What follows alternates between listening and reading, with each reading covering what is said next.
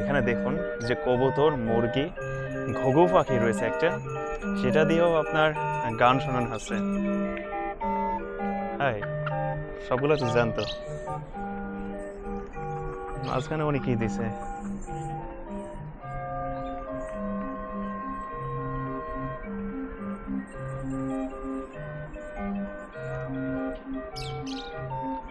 গান হওয়ার জন্য উনি যে একটা জিনিস ঘোরাচ্ছে, মানে রোলিং করছে, ওই রোলিং এর ভিতর দিয়ে গান আছে। এটা কি জাদুবিদ্যা করার জন্য নাকি এত ভয়ঙ্কর ভয়ঙ্কর সব? বৌদ্ধদের ইয়ে রয়েছে, তার সাথে আরো কিছু রয়েছে। ইন্টারেস্টিং একটা জিনিস। আর আপনাকে পূর্বে যেটা বলছিলাম যে এই পোর্তো নগরীকে আপনার মূলত দুইটা কারণে আপনার এই জায়গাটাকে ইউনেস্কো থেকে স্বীকৃতি দেওয়া হয়, যেটা হচ্ছে ওয়ার্ল্ড হেরিটেজ। একটা কারণ হচ্ছে সেরা দ্য পিলার, যেটা হচ্ছে ঠিক আমার বা পাশটাতে এখন রয়েছে।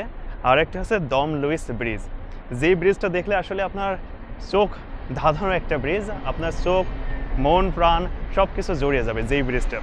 ইনশাল্লাহ ওখানেও আমি নিয়ে যাব, তবে ইতিপূর্বে কিন্তু গেছে, হয়তো আজকে ওপরটাতে যাবো না, নিচ এরিয়াটা দেখবো, যেটা হচ্ছে দৌড়ো লুইস ব্রিজ। আমি এখন রাইট হ্যান্ড দাঁড়িয়ে রয়েছি যে প্লারটার কথা বলছিলাম, ঠিক সেই প্লারটার সাইডটাতে, একদম ফ্রন্টের সাইডটাতে, যেটা হচ্ছে সেরা দো পিলার। আপনার এই প্লারটার জন্যই কিন্তু আপনার এই জায়গাগুলো আপনার এতটা বিখ্যাত। আর এই প্লারটা যদি আপনি একদম ওই জায়গাটায় ওঠেন, তাহলে আপনি এই জায়গার পোর্তো শহরটাকে জাস্ট এক নজরে দেখতে পারবেন।